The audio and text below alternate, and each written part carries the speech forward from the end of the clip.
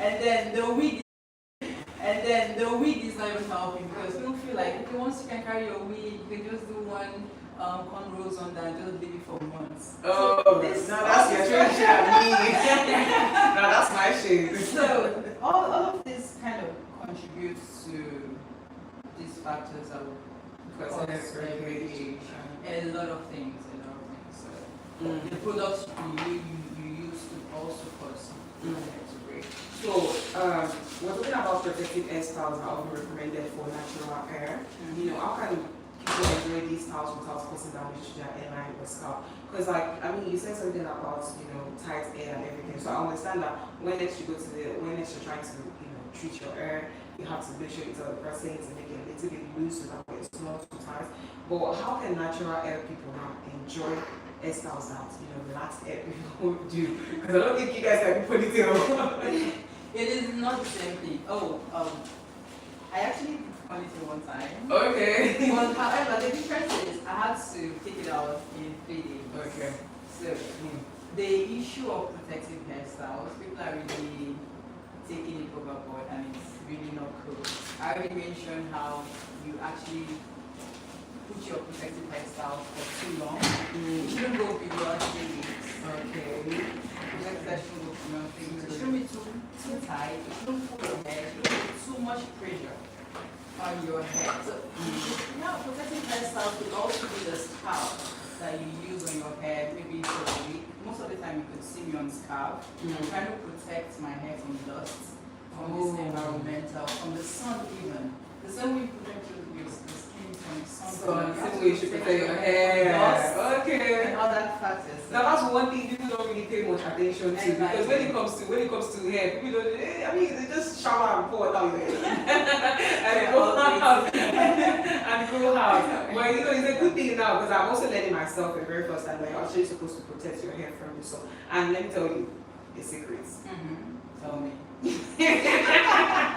My hair is bad. Like I have a very bad hair thing. I don't know what to call it, but yeah, I had to like cut everything off as of last year December. I'm currently growing it and I refuse to relax it, although I'm tempted to. Do not. So now I'm picking some of these things that probably cause why my hair is like not growing very well the way it's supposed to grow, you know, a lot of itching and dandruff and everything going on. But yeah, I'll definitely pick that. Now let's talk about social media now. Okay. Social media has, you know, made people DIY, people that do, you know, DIY, do it yourself. Nobody wants to pay for money. You know, they come out there and they say natural remedies, they say things you should use on your hair. How can people, how can listeners, audience now separate evidence-based hair care tips from misinformation? How does it like this person, what this person said is a lie? They say soak your hair in rice or something like that. I think it was one time they came out and said soak your hair in rice. Is that actually true? If you soak your hair in rice, it's going to grow. Well, water. Well, it is. I can't say it's a fact, but it depends on what treatment or what it's in you are on, your kind of hair type. So that is why the first thing I'll say about this whole social media thing and how it has affected the information we get about hair is, before you jump on a trend, ask yourself, is this science or is this a trend? You have to verify, you have to do your own research, you have to ask an expert, just get all the information that you need before jumping into any trend. Very, very important. Don't just jump on any trend because we are on the content economy. Everything is content right now. So be very careful. So what are some of the other things they come out there and say that you should do on your hair that is not actually true? Because I know there's a lot out there. You know, some will come out and say you can use oil, and you know, there was one max thing. I saw a max thing where they just put it on their hair, soak it, leave it on their hair for hours, and you know, there's what some of those other things that are actually not genuinely true, that doesn't actually work for natural hair. I can't say for sure that there is. Okay, let's just take an example from the rice water you just mentioned. Okay. Rice water is good for the hair because of the probiotics and the thing it is made of. However, does your hair concern particularly need rice water at the moment? I heard someone say, oh, protective styles can grow your hair. Oh no, protective styles do not grow your hair. They're not supposed to grow your hair. Protective styles are supposed to limit manipulation. So it's not just putting my afro out and always having to comb and all that. So I just have to put it on the corn roll to just so it doesn't stop the hair treatment, you know. So I can't really say this is true and this is a lie. Most of the things they put out there is actually true. But are they true for you?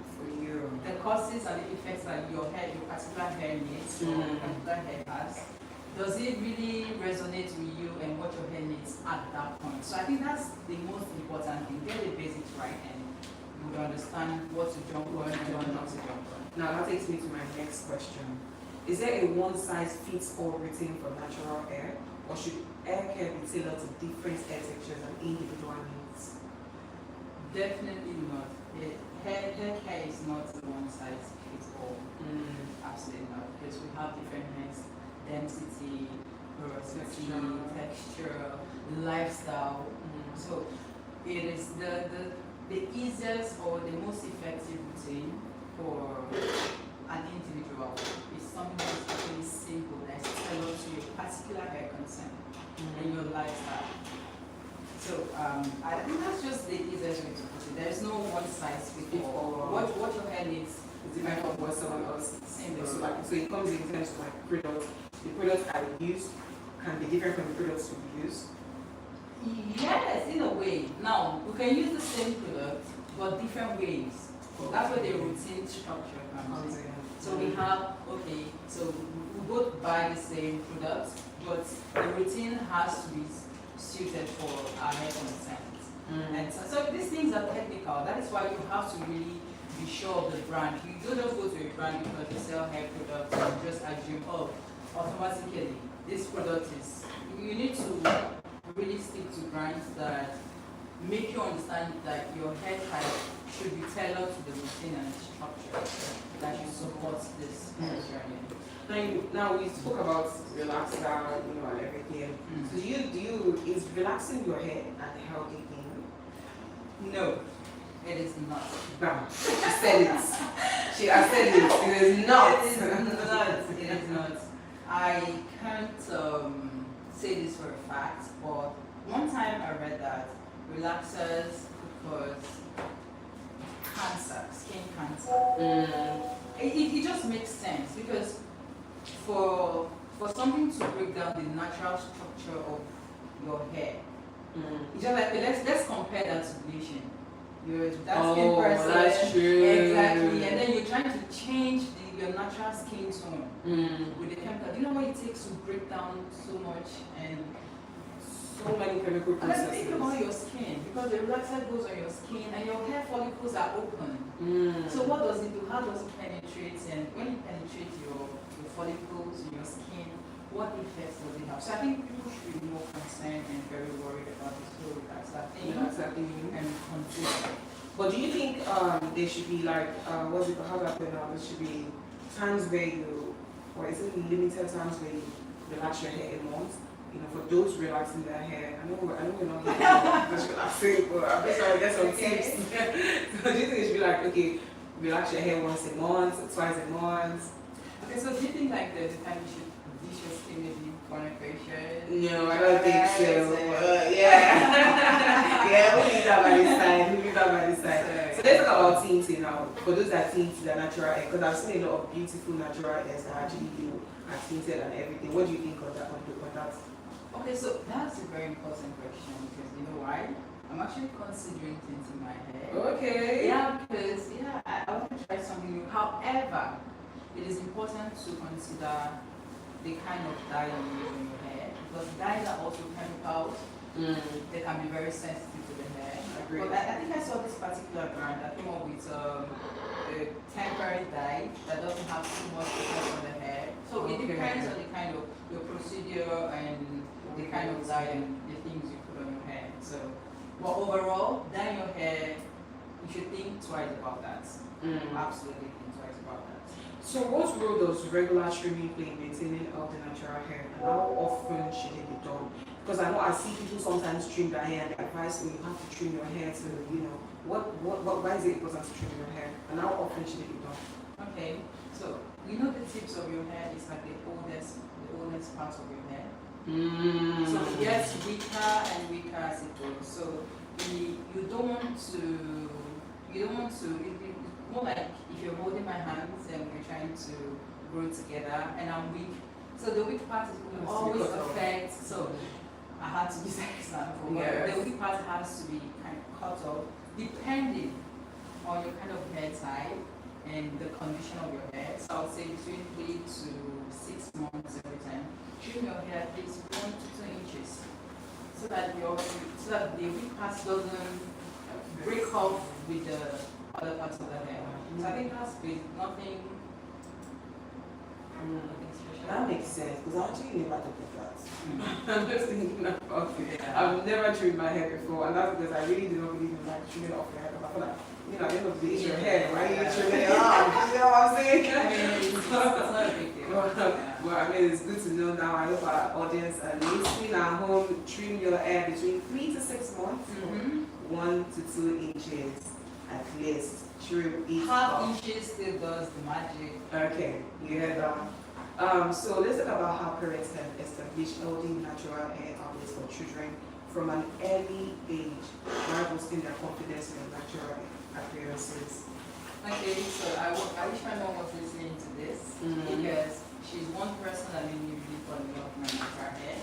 The first time I relaxed my hair, I've already just relaxed my hair once. She slapped me. So she made me fall in love with my natural hair. The fact that she had, I grew up seeing her with afro, so I also wanted to have afro like my mom. So parents should encourage their children to love their natural hair because the idea of wanting to have a different texture of hair from your culture, from your heritage, it usually comes from, I would say, I guess, the complex issues, comparison, you want to look like what you're not.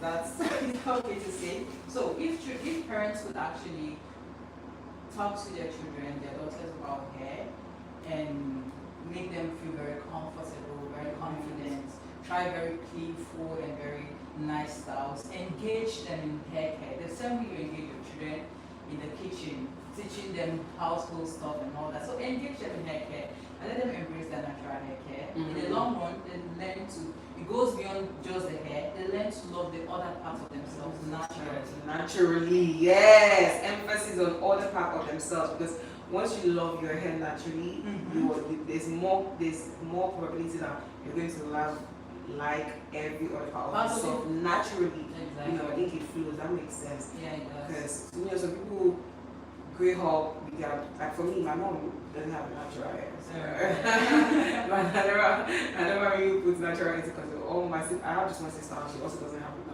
natural hair. Girl. So that what are some of the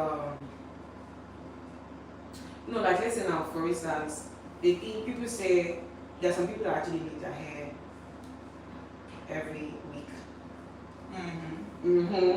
Would you say it is healthy to make it for a natural hair person? You have natural hair, you're making cornrows this week, next week you're making shuko, next week is the next trending hairstyle. Is that healthy? No, it's not because you're putting too much pressure on your scalp. So I haven't actually made my hair in 3 months. I know the excuse because I'm a dog, of course. But the reason for that is I made a particular hairstyle. They kind of put a lot of pressure on my head. So I had to just allow my scalp to breathe itself. So allow your scalp breathe. That is why we have protective hairstyles. So I can't say, oh, you have to make your hair between now and now, every 2 weeks, every 3 weeks. You should know what works for your hair. If you pay attention to your hair, you know that, okay, I can't carry my hair for this long without it breaking. Last week Thursday, I met a lady, a very beautiful lady, and then she was complaining, whenever I make my hair, I can't carry it for too long. So I'm like, so because your hair is trying to tell you something, you shouldn't carry me for that long. Listen to it. I also believe in that. Because you shouldn't be carrying your hair for too long. No, you if you're not on cornrows or you shouldn't. shouldn't be carrying your hair for too long because some people actually carry their hair for so long and you're like, what is going on? It is going to break, obviously. They think the longer you keep it, the longer your hair grows. No. That's another means about natural hair or even hair in general. They feel like when you once you're on a particular braid or particular hairstyle, the longer you keep it, the longer your hair starts growing. I don't understand how that works. Like, your hair grows naturally from your head and something like that. So I really don't know why people actually say that. So these products that we're saying that people use for styling and comfortability, combing and just basically to make the hair good, do they actually come in handy in the sense that do they actually help the hair grow healthy? Again, it depends. So there was this particular edge control that I was using on my hair. If you go to the brand page, you notice that my previous videos had my edges there, and recently I haven't really been layering my edges because I noticed that this particular edge control was really breaking my hair, and I didn't like that. So it still goes on to, is this product healthy for my hair? And when you use a product, a certain thing for yourself, your hair, you have to pay attention to how your hair reacts to it, to a certain kind of product. Yes. You just have to pay attention to it. Now that's a whole lot of work in the heart because I mean for ladies, not for guys, because guys don't understand the stress. And guys also want me to take care of their hair, right? They do, but I don't think they don't have the same kind of a lot of issues that we do. We have we're very sensitive. We're very sensitive, more sensitive. That makes sense. Because I'm like, ladies, we have our body is so sensitive. You have a lot to pay attention to. You have to be intentional about your body. Everything that goes in, that comes out of your body, you have to be very intentional about it. And that makes sense because now we're still even on skincare. We're like, oh, you gotta use skincare in the morning and night. You gotta scrub your body, go to the spa once in a month to do facials and things like that. And now we're doing hair. Okay, what's going on? What's going on? So like, let's talk about these, styling tools. The things they use to style hair, natural hair. Some people use what's it called, the dryer. Some people use straightener to straighten the hair. Is it very, is it okay to do that? Okay, so remember what I said. There's no one size fits all. So you need to understand your hair again. You need to understand the effects, the length of the effect these tools have on your hair. So for example, for my kind of hair, if I should use any heat on my hair for styling whatsoever, I just know the next thing I need to go and treat my hair after that heat. You have to just go do, sometimes I do my protein treatment, sometimes I just go do my, you just have to understand, it just still boils down to understanding your hair and how your hair reacts to certain kind of treatment or certain kind of things that you do to your hair, and then respond accordingly.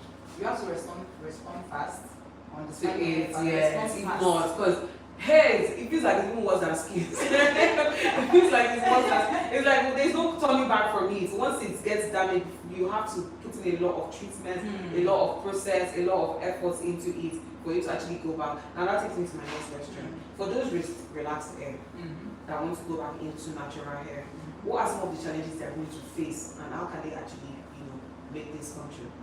Okay, so I think the first thing that takes root to relax their hair is that comfort. That's I just want it to be easy for me. So I think that's the first thing. You have to understand that there's a difference. Taking care of your natural hair and taking care of your relaxed hair, that's two different things. So before you transition, you should take time to understand, okay, so I'm transitioning, what kind of hair do I actually have? What do I need to do differently from what I'm doing right now for my relaxed hair? And I think it starts from there, and then understanding your hair texture, and knowing that these are two different journeys for you. When to trim your hair, the relaxed hair off. Obviously the hair is going to start falling off. Once it's transitioning, it starts falling off. The relaxed part starts falling off.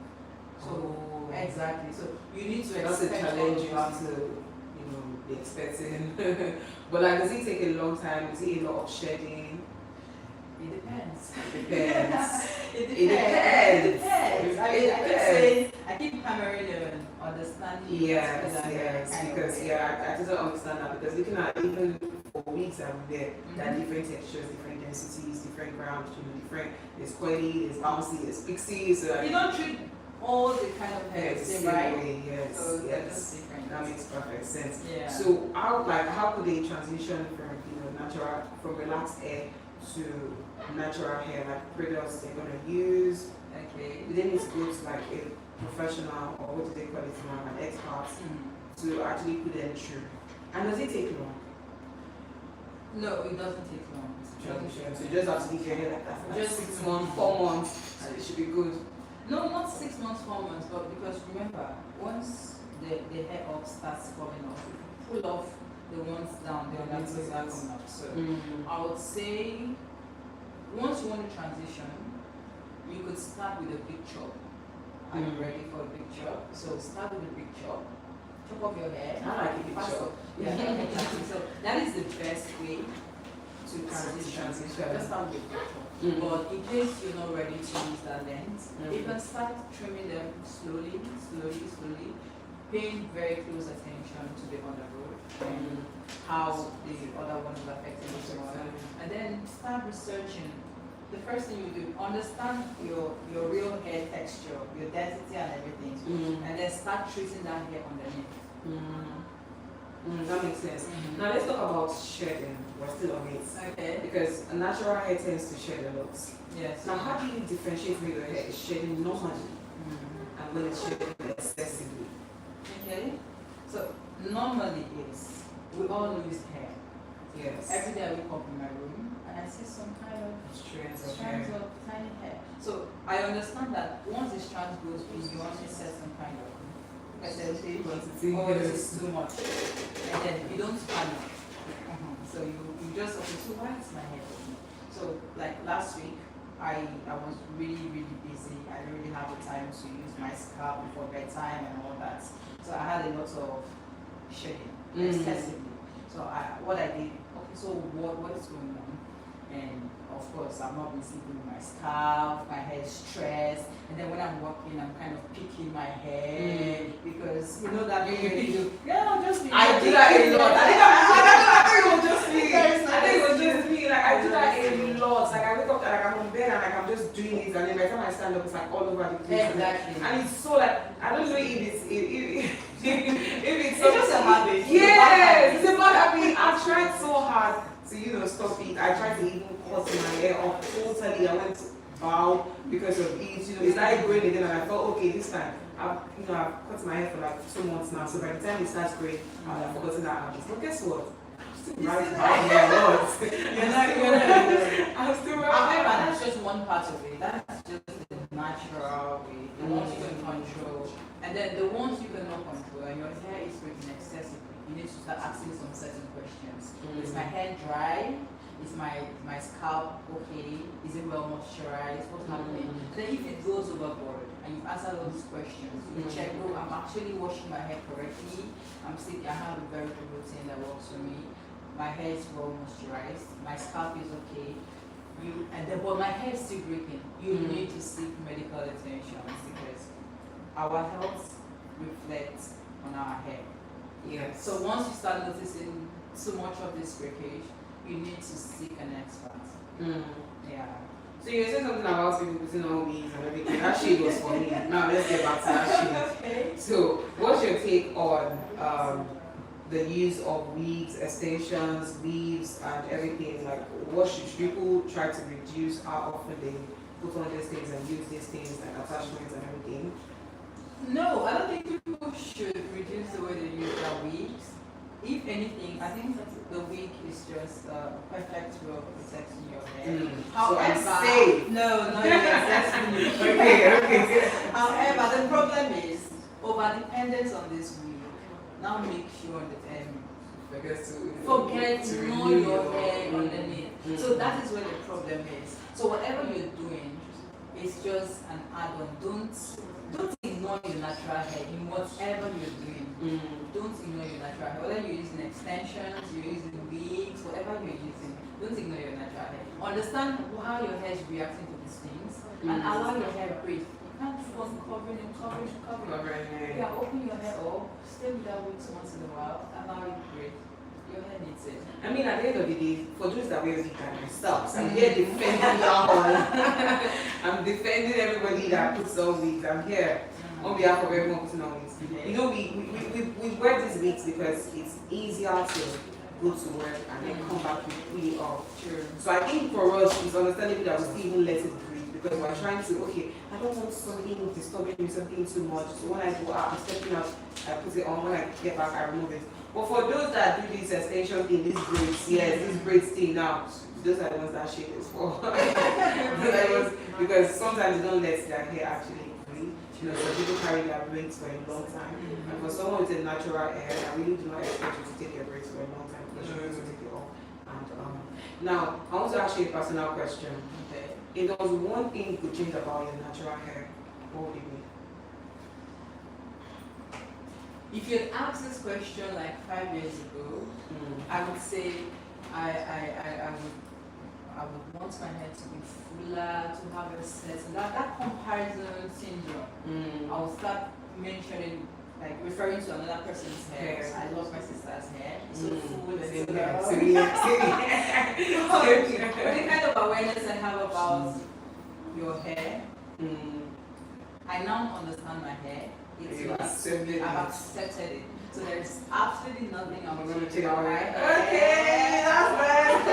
I'm lucky. I love it. Yeah. I love it for you. I'm still on the journey of loving my natural hair right now, and I feel like I'm just hoping for the best. I hope I don't actually go and relax this thing or cut it off because those are the two plans I have in mind. Oh. Either cutting it off or just relaxing it because I'm beginning to get too stressed. Because sometimes natural hair even gives you this. What's the word now? Catfish look. Yo, For yeah. those that know what it means. For those that know what it means. Because sometimes I feel like I take it off and you know it's full. I mean when it's full it gives me this catfish look like, oh girl, you don't look like a body right now. But when I like wash it and it shrinks and you know it looks like a little bit better, and I promise you I look good on the cuts. Oh yeah. I look very good. I had to all. So yeah, what is one thing you think the government could do for those in the natural hair sector, for those that are producing products, natural products, natural hair products, things Okay. like that. Okay, so I feel like we could raise more awareness on the negative effects that the relaxers and all of that Social media DIYs. are causing on the hair, and also provide more incentives for brands that are promoting sustainable hair care solutions. I think those two things could actually, and then provide this education for secondary school girls, Okay, girls. yes. Let them understand Because it. I feel like, I mean, natural hair it looks so good on young children. It I know that does. for sure, like with their little afro, the curly thing, and it looks so good on them. And I feel like that's the best stage to even make them understand and love their hair. Love me. So imagine that is nurtured. Right. Imagine that is nurtured. I mean, we would have a different story right now. That makes sense. Yes. So what's the name of your hair product brand? Okay, so it is Hello by Adiaga. Hairo, sorry, Hairlo by Adiaga. Okay. ADIAGHA. Okay, is that the Instagram handle? Yeah. Is it the same for TikTok? Or it's just Instagram? The same for TikTok, for Instagram, for Facebook. Yeah. Can you call it again? Hello. Hello, Hairlo by DY first, Adiaga, ADIAGHA. Hello by Adiaga. Do you have like a physical store people could work in? Oh, not yet. It's still an online platform. Okay, that's very good.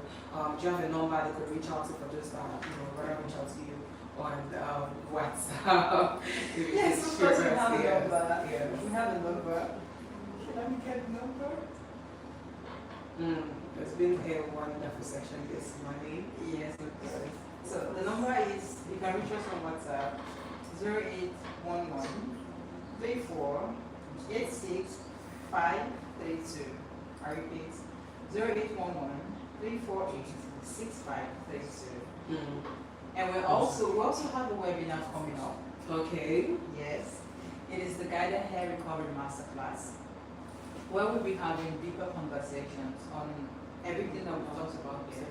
Because I feel like a lot of people do not have this awareness yet. It is important that we put this information and awareness out there, because for us, we believe that hair care is self-care. If you can put yourself where you actually care for your hair, it reflects on other parts of yourself. The confidence, you feel more confident about yourself if you can actually take care of it. And it shows. It's the same thing as hair, taking care of your hair, taking care of your nails, taking care of your skin. So, at the Gather Hair Recovery Masterclass, we're going deeper, teaching you how to understand your hair, how to identify the DIYs that could help you at home, because at the end of the day, we still need to take care of our hair at home. Yes. And then you can also, we're going to also teach you how to identify products, teach you how to build routines that work for your hair, and also give you a free handbook, DIY handbook, so that you can take care of your hair anytime you want.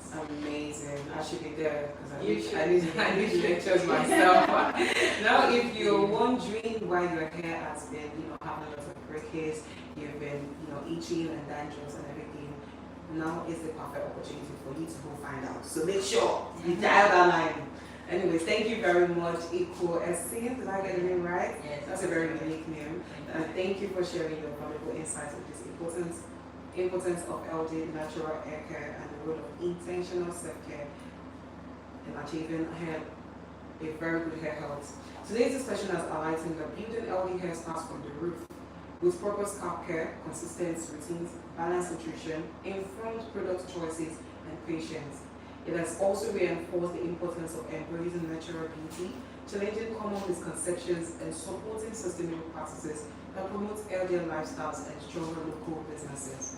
As Nigerian beauty and wellness industry continues to grow, investing in education, innovation, and quality natural healthcare solutions will be essential to helping customers make informed choices while creating opportunities for entrepreneurs and strengthening the country's growing SME ecosystem. If you're just joining this conversation, you can catch highlights of it and connect with us on social media via Trade FM Live across all platforms: Facebook, Twitter, Instagram, and our YouTube channel. Thank you for staying tuned to Trade FM. Stay informed, stay ahead.